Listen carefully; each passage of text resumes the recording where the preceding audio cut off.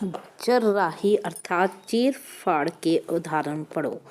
जमदग्नि ऋषि की स्त्री रेणुका का सिर काटा गया और फिर सिर जोड़कर उसे जीवित किया गया था। पाटन के राजा हरिदास का सिर एक नटनी ने काट लिया था। सिर को धड़ पर रखकर ऐसा राग गाया कि सिर धड़ से लगकर राजा जीवित हो गया। राजा बेन की लोथ को मत कर उससे 2 बालक और कन्या को जन्म दिया।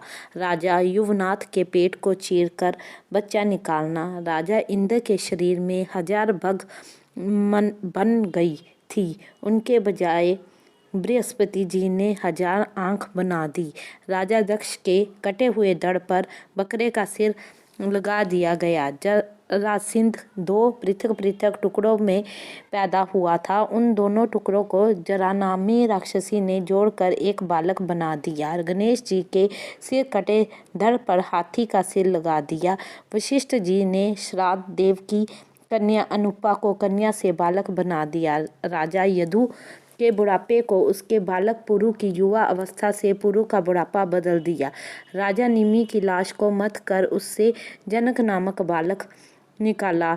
बानासुर के 1000 भुजा थी। श्री कृष्ण भगवान ने सब काटकर सिर्फ 4 भुजा रहने दी थी। बानासुर जीता रहा। युद्ध के शस्त्रों के उदाहरण देखो।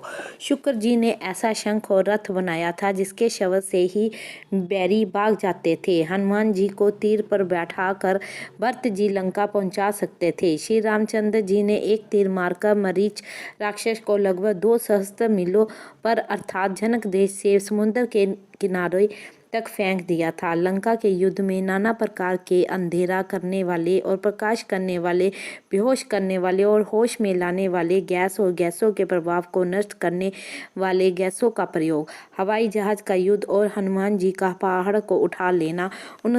उन्नति के अंत समय में अर्थात महाभारत के युद्ध में राजा बखरीक के पास केवल 2 तीर थे। एक तीर के छोड़ने से शरीर पर एक चिन्ह हो जाता था और दूसरे तीर के चलाने से चिन्ह के स्थान से प्राण निकाल लिए जाते थे। भीष्म पितामह 10,000 महारथियों को प्रातः से सायं तक मार डालते थे। अश्वत्थामा के चलाए हुए ब्रह्म अस्त्र और नारायण अस्त्र विख्यात हैं। इंजीनियर में राजा भागीरथ ने गंगा जी को पहाड़ों से निकालकर समुद्र तक पहुंचाया। श्री रामचंद्र के समय में रामेश्वर से लेकर लंका तक समुद्र में पुल बनाया गया। पांडव के समय में दानव ने ऐसा महल बनाया था जिसमें जल भरी जगह खाली जमीन और खाली जमीन पानी से भरी दिखाई देती थी। जहाँ दीवार थी वहाँ द्वार और जहाँ द्वार वहाँ दीवार दिखाई देती थी। अर्जुन ने बाणों का पुल बना दिया था जिस पर से ऐरावत हाथी को पार उतार दिया था। हिंदुस्तान में कई नदियों का नाम बाण गंगा है।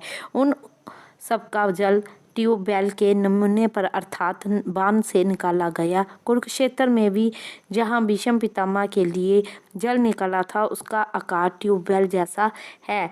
कला कौशल में पराशर जी ने नाली अर्थात ट्यूब के द्वारा अपना वीर्य अपनी स्त्री के लिए भेजा था। राजा पृथु ने ऐसा धनुष बनाया जिससे कुल ऊंची भूमि को खुदवाकर नीचे गड्ढों में गिरवाकर भूमि को सम बना दिया गया था। आजकल के ट्रैक्टर तो मामूली गढ़ों को ही बराबर कर सकते हैं। श्री बलराम जी ने हल और मुसल द्वारा जमुना जी की धारा पलट दी। राजा प्रियव्रत ने ऐसा रथ बनाया था जिसका सूर्य के तुल्य प्रकाश था और इतना भारी था कि जिसके चलाने से एक गोलाकार पृथ्वी के 7 भाग हो गए थे और रथ के पहियों के दबाव से भूमि से जल निकलकर समुद्र बन गए। ऋषभदेव जी के राज्य में वर्षा बिल्कुल नहीं हुई तो उन्होंने अपनी विद्या से आवश्यकता अनुसार जल बरसा लिया। समुद्र को मथकर उसमें से रतन निकाले। कुबेर का पुष्पक विमान जो वायु से चलता था और जहाँ चाहे आकाश में उधर ठहर सकता था, परंतु वर्तमान काल में अभी तक उस प्रकार की उन्नति देखने में नहीं आई और न कोई अभी तक वैसा हवाई जहाज ही तैयार हो सका जो आकाश में उधर ठहर कर सके। करदम ऋषि और च्यवन ऋषि का विमान प्रसिद्ध है। राजा भोज के जमाने को गुजरे तो अधिक समय नहीं हुआ। इसके साथ पास काठ का घोड़ा था जो 5 मिनट में 22 मील जाता था। राजा वीर विक्रमाजीत को 2000 वर्ष ही तो गुजरे हैं। उसके सियासत में 32 पुतलियां यानी कलें ऐसी लगी थी जो सब बोलती थी। हिरण्यकश्यप की बहन होलिका के पास ऐसी चादर थी जिसे पहनकर आग में घुस जाने से आग असर नहीं करती थी। पुरानी बातें तो दूर रही, अभी 1000 वर्ष पहले की बात है। मोहब्बे वालों के पास ऐसा कपड़ा था जिसके पहनने से बंदूक की गोली असर नहीं करती थी। सेलाबंद रहा दक्षिण का गोली लगे सर्द हो जाए, अर्थात हिंदुस्तान में एक ऐसा सेला था जिसमें गोली असर नहीं करती थी, ठंडी पड़ जाती थी। वर्तमान उन्नति के इस काल में अभी तक कोई ऐसा हवाई जहाज तैयार नहीं हो सका जो आकाश के में अदर ठहर सके। कदम ऋषि का विमान, च्यवन ऋषि का विमान, ये विमान अपनी इच्छा से चलते थे। जहाँ भी नभ में, थल में, जल में वे जी चाहे वहीं ठहरा लो, जब तक चाहते थे वहीं स्थित रहते थे। इतिहास का क्रम, राजा महाराजाओं की वंशावलियों और उनके समय की सभ्यता और जिस प्रकार से परिवर्तन, क्रांतियाँ, उन्नति और पतन होते हैं वह बहुत ही सुंदरता से लिखी हैं। भिन्न भिन्न मतों, वर्णों और आश्रमों का विवाह, एक दूसरे वर्ण में विवाह होने से संतान पैदा हुई, उनका विवरण, मनुष्य के रहन सहन के ढंग आदि ऐसी कोई भी बात नहीं है जो कि शास्त्रों में न आई हो, और वह भी अति उत्तम, यथार्थ, रोचक और मनोहर भाषा में उल्लेखित है। इस प्रकार हर कला कौशल, पाप कर्म करने का दंड और पुण्य कर्म का अच्छा फल, कोई भी बात ऐसी नहीं है जिसका उदाहरण न दिया गया हो।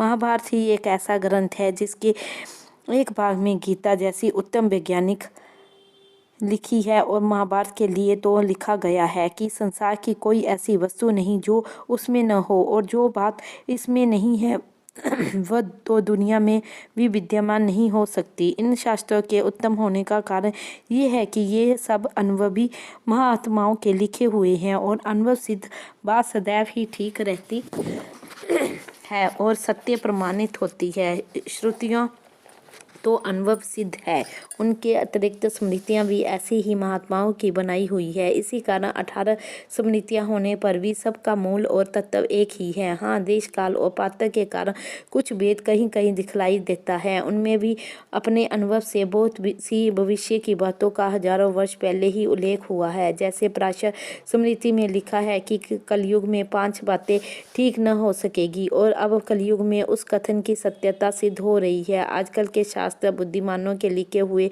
हैं, और अंतःकरण की सभा में चाहे बुद्धि का स्थान उत्तम है, परंतु इंद्रिय ज्ञान होने के कारण अपनी बुद्धि से अनुभव और निश्चय हुई बात भी बदलती रहती है। इसी प्रकार इंद्रिय ज्ञान के बल पर बनाए गए शास्त्र भी विश्वास के पात्र नहीं हो सकते। आजकल के कानून की भी यही अवस्था है कि आज बनता है और 2-4 दिन में ही उसे बदलने या रद्द करने की आवश्यकता हो जाती है। हमारे सुनने में आया है कि कैलाश महादेव की यात्रा में हिमालय को पार करके मुकाम तकलाकोट है, और उसके पास पहाड़ पर एक ग्रंथालय है। उसमें प्राचीन समय के बड़े बड़े ग्रंथ सुरक्षित रखे हैं। हिमालय में और भी इस तरह के ग्रंथालय सुने जाते हैं।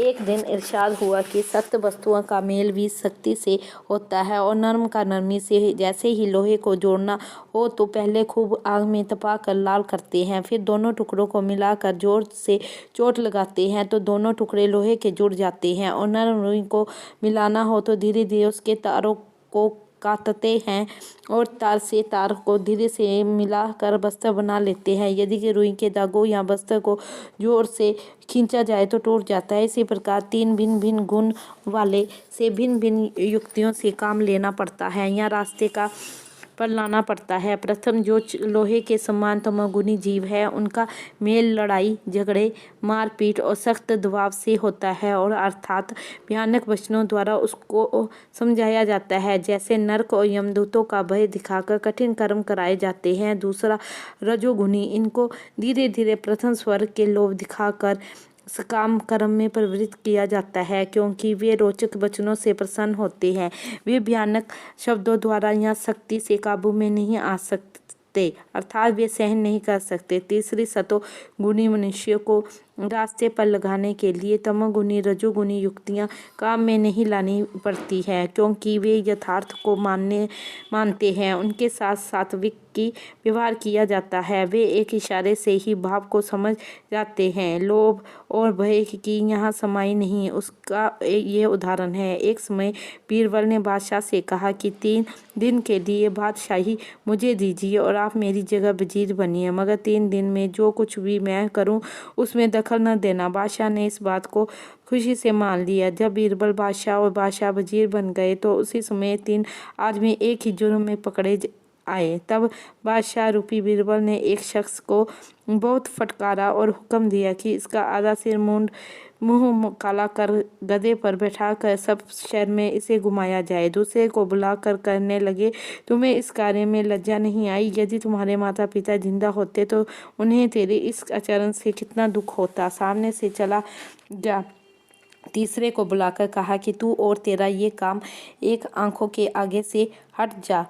उसी शाम को बीरबल ने शाही तख्त त्याग दिया और बादशाह से कहा कि आप ही तख्त संभालिए, मैं तो वजीर का ही काम ठीक कर सकता हूँ। बादशाह ने ऊपरी दिल से कहा कि 3 दिन के लिए कहा था, पर 1 दिन भी नहीं निभाया, क्या बात है? तब बीरबल बोला, जो सेवा मैं वजीर बनकर कर सकता हूँ वह बादशाह बनकर नहीं, क्योंकि आपने वजीर बनने को ठीक नहीं निभाया। जब बादशाह तख्त पर बैठ गए तब बोले कि बीरबल, यदि तुम 3 दिन तक गद्दी पर बैठते तो मेरी प्रजा बहुत दुख पाती, क्योंकि तुमने न्याय ठीक नहीं किया। तीनों ही एक जुर्म में पकड़े आए थे, एक को तो सख्त सजा दी और 2 को कुछ भी नहीं कहा। बीरबल बोला कि खुफिया खबर वाले को बुलाकर पूछिए।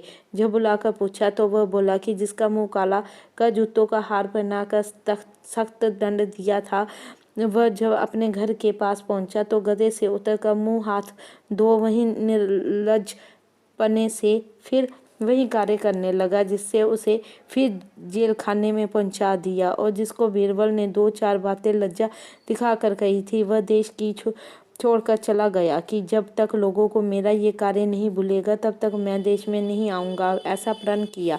तीसरा, जिसको बीरबल ने तू और तेरा ऐसा कार्य और मेरी निगाह से हट जा ऐसा कहा था, वह अभी तक बेहोश पड़ा है। संभव है कि उसका शरीर भी छूट जाए, वह इतना भी सहन नहीं कर सका। तब बादशाह से बीरबल ने कहा कि यदि इन दोनों के साथ गधे पर बैठाने वाले आदमी के समान व्यवहार किया जाता तो उन दोनों का दम यहीं निकल जाता। इसलिए शास्त्रों ने 3 वृत्ति वालों के लिए भिन्न भिन्न उपाय बताए हैं, अर्थात कर्म, उपासना, ज्ञान। महापुरुष भी शयने इन्हीं उपायों द्वारा जीवों को सन्मार्ग में लगाते हैं। सबके लिए एक ही युक्ति नहीं होती, जैसी वृत्ति वैसी युक्ति।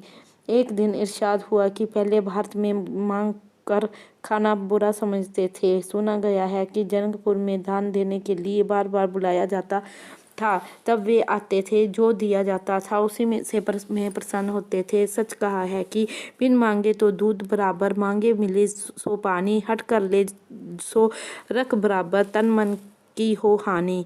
एक दिन इरशाद हुआ कि पाप की जीवा नहीं होती, परंतु वह फिर भी बोलता है। पाप वह है जो सिर पर चढ़कर बोले, क्या कहें, गैर की पर्दा खोले।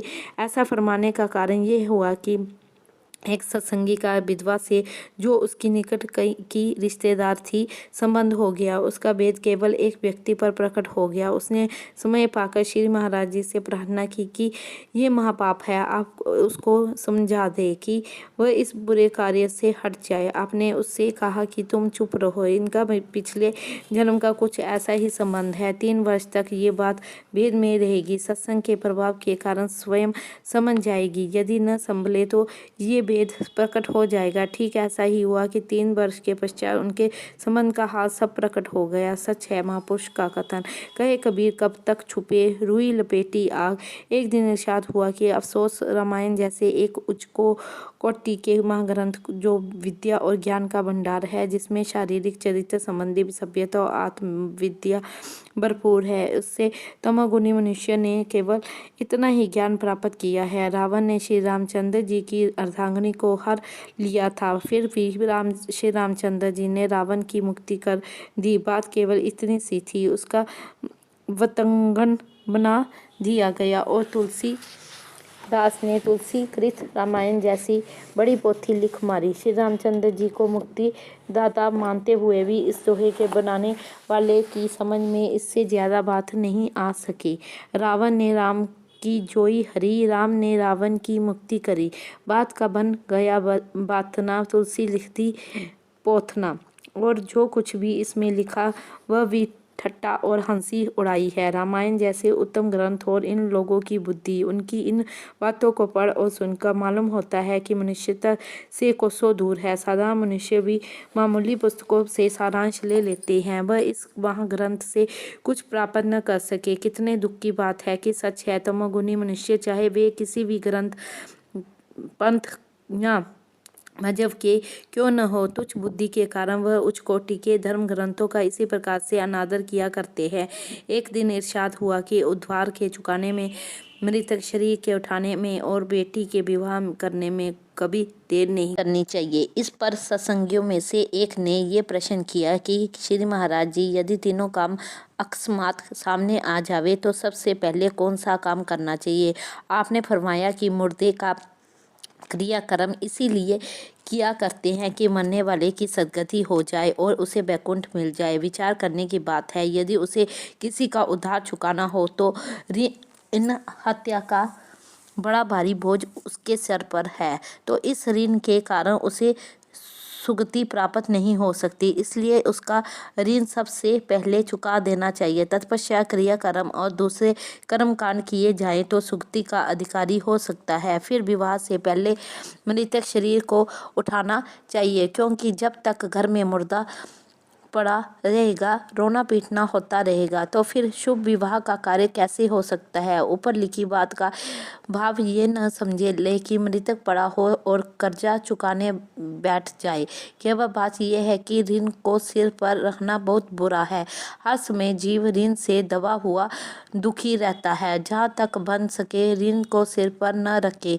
ऋण मृतक से भी बुरा होता है, क्योंकि ऋण रात दिन बढ़ता चला जाता है, इसलिए जहाँ तक हो ऋण से बचना अच्छा है। भिखारी तक भी यही आशीर्वाद दिया करते हैं कि तेरा भला हो, परमात्मा तुझे किसी का ऋणी न करे। देखो, रेलगाड़ी स्टेशनों पर ठहरती है, जहाज बंदरगाहों पर, हवाई जहाज, मोटर और जितने भी तेज चलने वाले घोड़ा वगैरह जो सवारी के जानवर है वे भी ठहरते हैं, परंतु उधार किए हुए रुपए का ब्याज इतना तेजी से चलने और दौड़ने वाला है कि रात दिन चलता और बढ़ता ही चला जाता है, कभी चलने से नहीं थकता।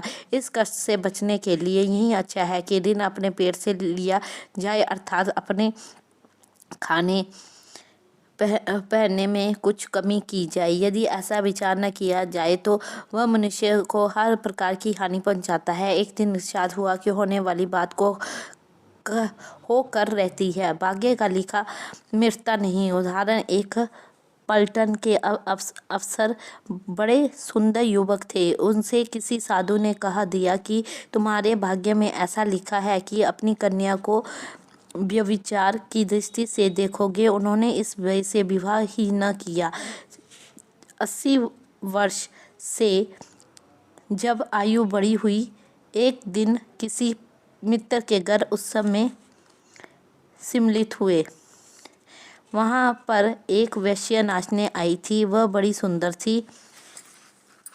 इसको देखकर फौजी अफसर आसक्त हो गया और वह भी सारांश, दोनों में संबंध पैदा हो गया। बाज वैश्य केवल नाच गाकर आजीविका पैदा करती है और गुण देखकर देह अर्पण करने वाली गणका ये एक का ही सेवन करती है और उसी की ही हो कर रहती है। फौजी अफसर के पास रहने से पहले उसने कुछ वायदा कराया था कि यदि ये पूरा न करोगे तो अलैदगी हो जाएगी। काफ़ी समय के बाद वायदा पूरा न होने के कारण वह चली गई और कुछ अपने साथ नहीं ले गई, केवल एक अंगूठी जो फौजी अफसर की दी हुई उसके पास थी, बस वह ही हाथ में रह गई। एक धोबी के मकान में वह छिप कर रहने लगी, किसी से मिलती जुलती नहीं थी, न किसी को पता कि वह कौन है। कुछ हाथ से दस्तकारी करती और धोबी को देती और वह बेच आता। उसी से अपने जीवन का निर्वाह करती। कुछ तबीयत दुनिया की ओर से हट गई।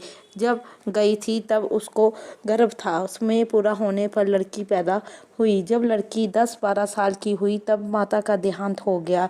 जब तक वह जिंदा रही किसी पुरुष की शक्ल नहीं देखी। माता का देहांत हो जाने पर उस लड़की का लालन पालन वहीं धोबी करता था। लड़की युवा हो गई। एक दिन फौजी अफसर उधर से गुजरा। लड़की को देखकर लट्टू हो गया। कुछ धोबी को रुपए दे लेकर रजामंद कर दिया। उस रोज सब दोस्तों को दावत दी। हर तरह गाने बजाने का सामान एकत्र किया जैसे शादी होने की खुशी में करते हैं।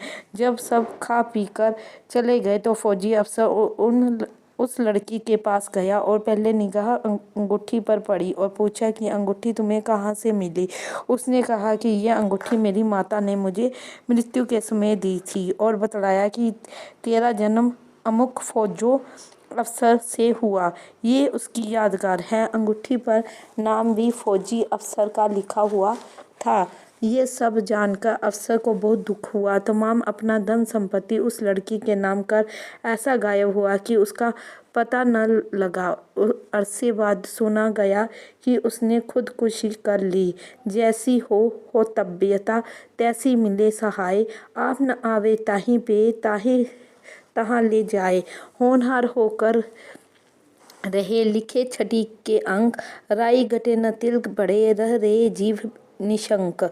एक रोज इरशाद हुआ कि ब्रह्म विद्या में विचार की बड़ी महिमा है। विचारवान मनुष्य को 4 गुना प्राप्त हो जाते हैं। स्नान दान तपस्या ध्यान। स्नान से अभिप्राय सदा पवित्र रहना है। यथा योग्य और यथाशक्ति देने को दान कहते हैं। बाहरी की वृत्ति को भीतर स्थिर करने का नाम तप है और आत्मा की वृत्ति में चित्त को लगाना ध्यान कहलाता है। एक रोज एक व्यक्ति ने प्रार्थना की कि मंदिरों में और पूजन के बहुत से कामों में गाने का रिवाज क्यों रखा है, इससे क्या लाभ होता है। श्री महाराज जी ने फरमाया कि छांदोग्योपनिषद में ओम की उपासना का जिक्र करते हुए लिखा है कि जो श्वास बाहर जाते हैं वह प्राण है, जो अंदर खींची जाती है वह अपान है।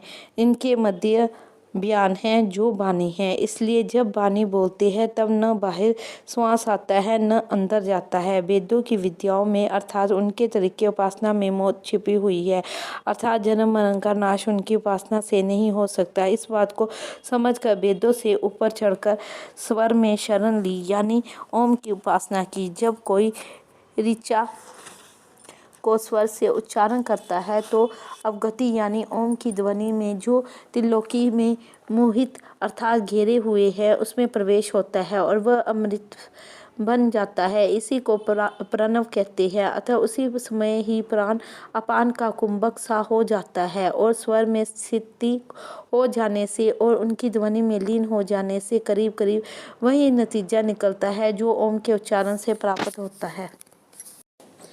एक रोज सर्वधर्मान् परित्यज्य मामेकं शरणं व्रज के विषय में एक व्यक्ति ने पूछा कि इसका क्या भाव है।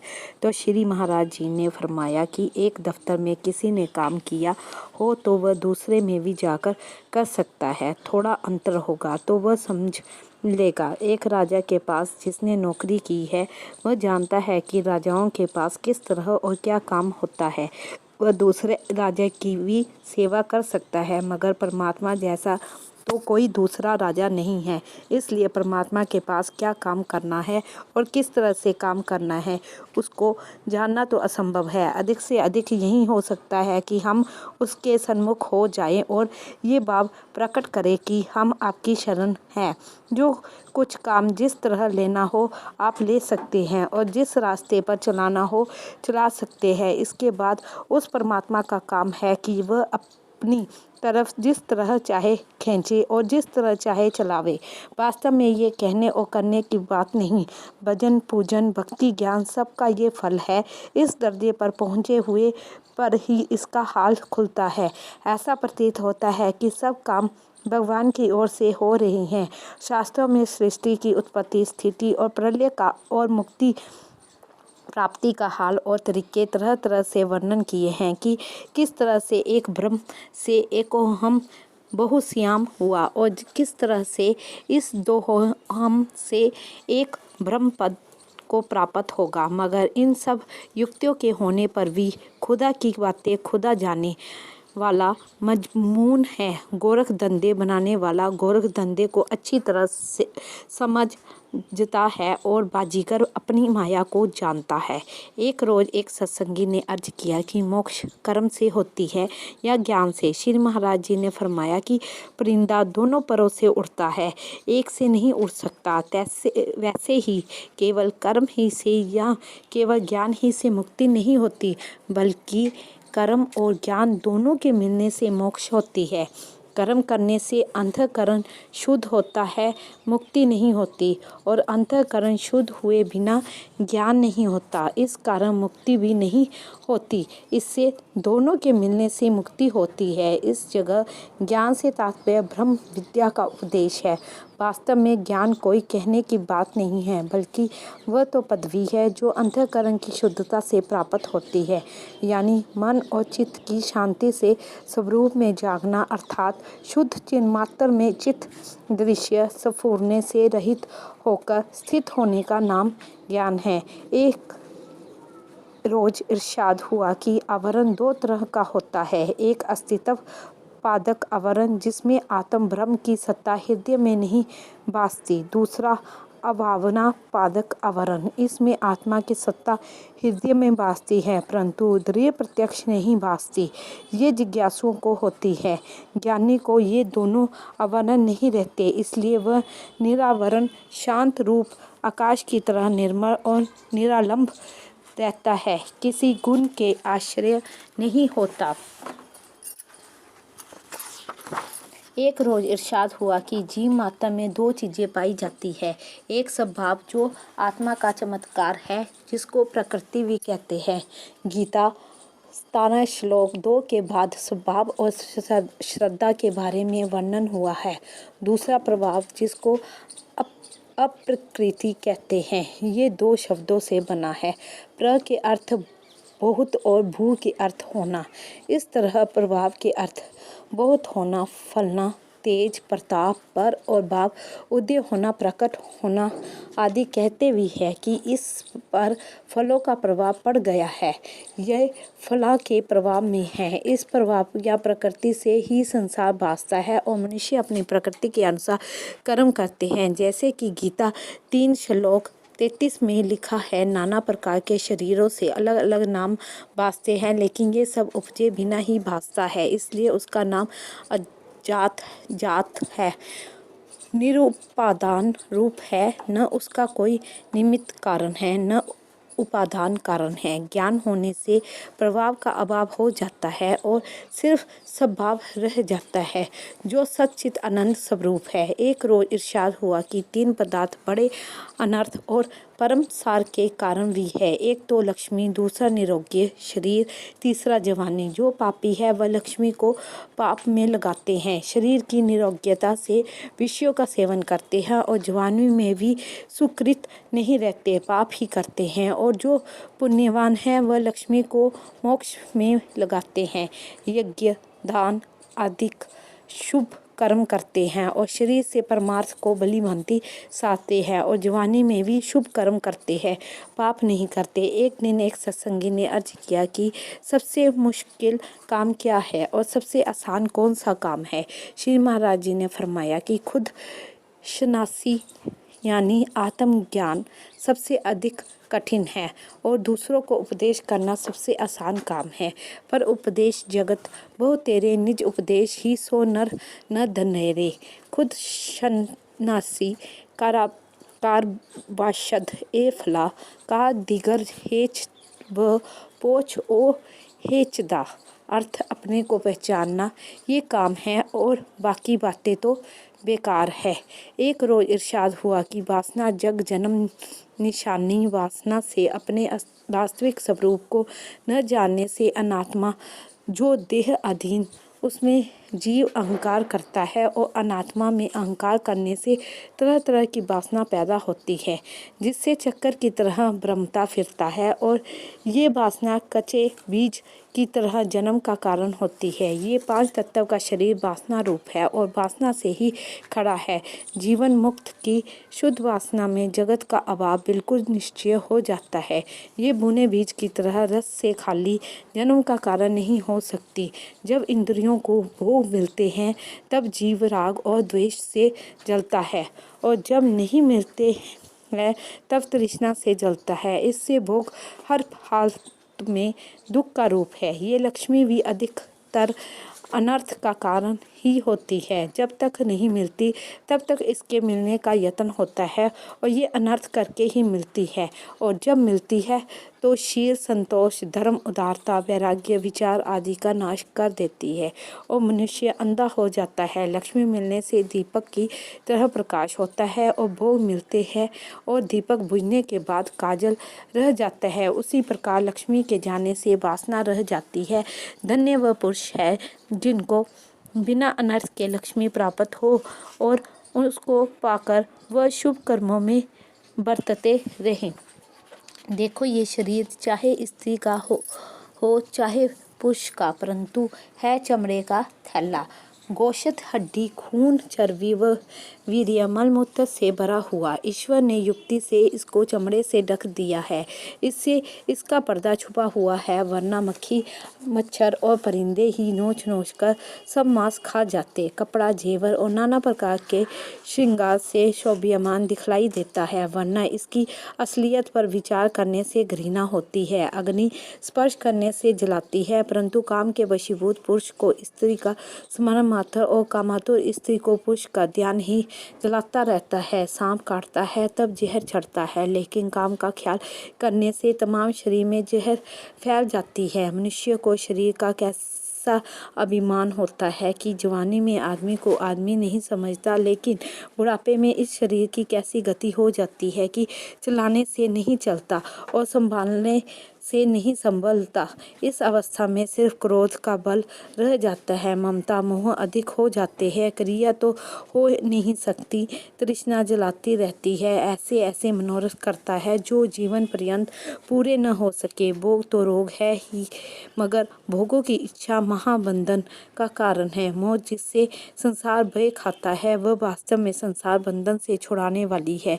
जिसको अपना मरना सामने दिख जाता है उसको इच्छा भी नहीं रहती, बल्कि उसको उस पद के पाने की इच्छा पैदा हो जाती है जिसके पाने से अंतःकरण शुद्ध और शांत हो जाता है, और अंतःकरण में जो अहम भाव है उसको त्याग करने से मुक्ति होती है, और आत्म तत्व जो नित्य शुद्ध परमानंद रूप केवल चैतन्य है उसमें स्थिति होती है। भोग की इच्छा सबको लाचार कर देती है। जो जो भोग की इच्छा करता है त्यो तो बंधन में पड़ता जाता है। जैसे जैसे भोग की इच्छा मिटती है बंधन ढीला पड़ता जाता है। भोग की इच्छा का नाश ही मोक्ष है।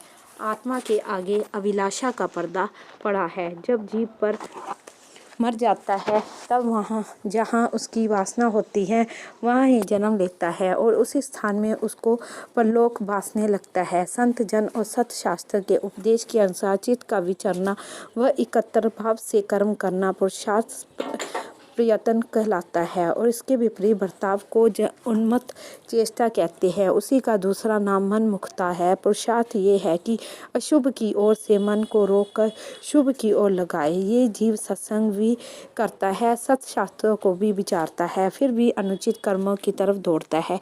इससे पता लगता है कि पूर्व का संस्कार बली है, इससे स्थिर नहीं हो सकता। ये भी पहला पुरुषार्थ ही है। ऐसा जानकर पुरुष प्रयत्न का त्याग न करे, क्योंकि पुरुष प्रयत्न से पूर्व के संस्कार को जीत लेता है।